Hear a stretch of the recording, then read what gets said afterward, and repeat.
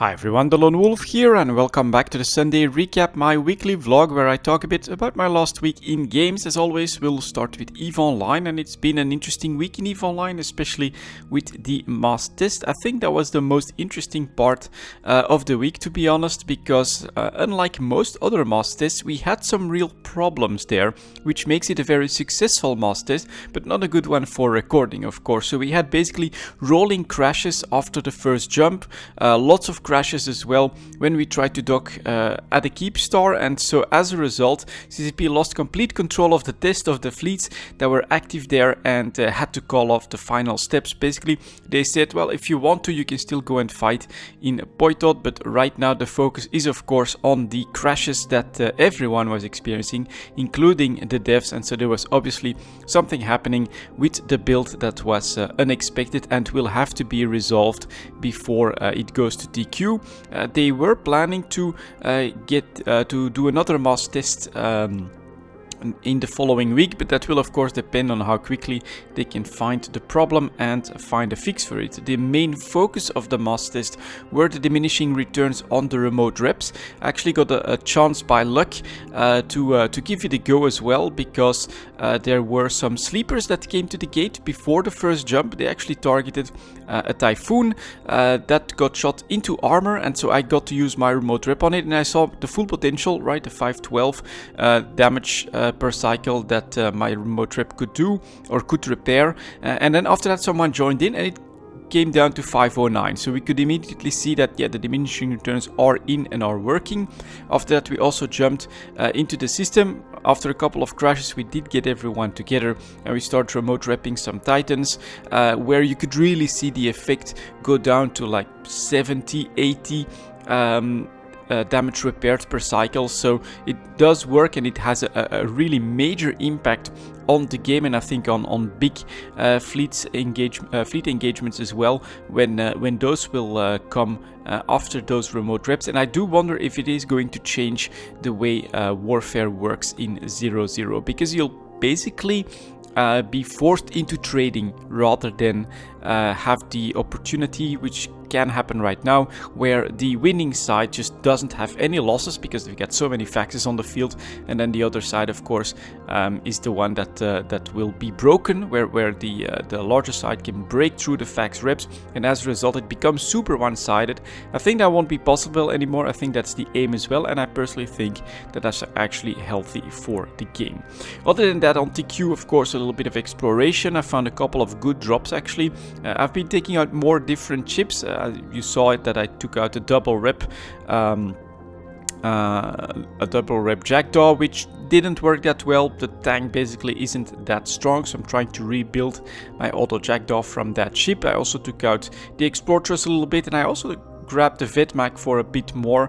The weaker drones are a problem there, so you want the small drones to go after the small targets with that one. You want your main weapon on a cruiser, and yeah, they're basically not buffed in any way when it comes to their HP, so I actually lost a couple of drones just by not paying enough attention with the Vetmac. It's a bit of a problem, and from time to time you can't use your main weapon either, because of course there's a tracking disruption from the Sansha, but overall it is still a very powerful ship. I just think it doesn't work too well in Sansha sides. And after that of course we've got PI. I actually also sold about 20% of my Plex at this point, because the prices are going completely crazy in my opinion, and we're keeping up with the blueprint copy business as well, which is going very well. I would say the blueprint copies for structures are actually up a little bit, and so I'm making a larger profit there, and then the BPCs for the Orca are still selling pretty well.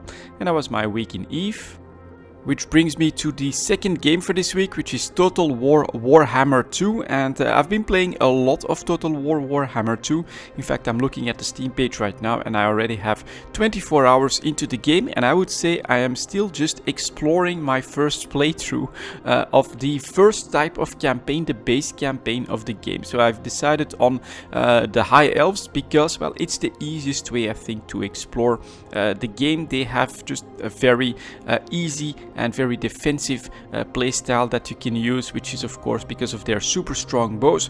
Put up a line of spears, put bows behind them, let the enemy come, and then crush them with your heroes and some cavalry and things like that. So overall, it is of course in super easy mode, but I'm learning a lot about the game, a lot about the mechanics as well. Apparently in this first campaign there's rituals that you have to do in order to get to like the final objective, and whenever you do, there's chaos forces that spawn out of nowhere very close to your cities. That's bit of a problem at this very moment, in fact, in my playthrough, and yeah, you need to adapt to that a little bit. Be aware that something like that is going to happen, especially when you happen to be at war against a powerful enemy and all your armies are out conquering. That's not the best time to run that special ritual. So we will see, but I do think that I'll get a lot more time out of Total War Warhammer 2. So far I'm having a lot of fun with it, and this is just for the base game, so I already have my eye on the DLC. The Tomb Kings seem very powerful and a very cool race to play as well, where you also have that defensive option. So yeah, my very first impression here is that you know, at the discount that I got it at, it's absolutely no-brain purchase if you like strategy, and especially grand strategy at an enormous scale.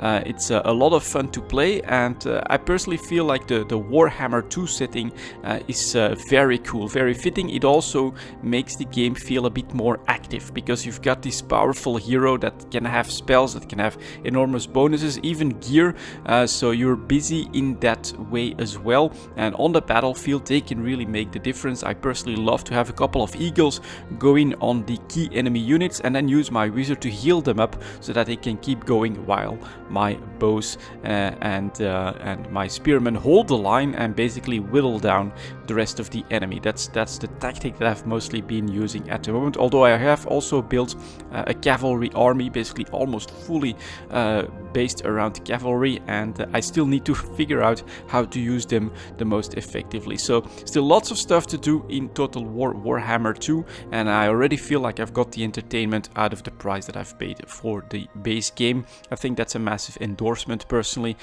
when just exploring the game can take you so many hours that you've got them the same amount of hours as the price that you've paid for it. So big plus for me. I'm gonna continue exploring that game, although probably a little bit less intensively as what I've been doing. I'm not sure why, but 1 to 2 weeks does seem to usually be my limit to stick to one extra game next to the regular EVE Online stuff. So we'll see if I want to explore something else in the upcoming weeks as well. But for now, yeah, having a lot of fun with Total War Warhammer 2, and I would say that I've had a pretty good week in games. Thank you very much for watching, guys, and I'll see you all next time.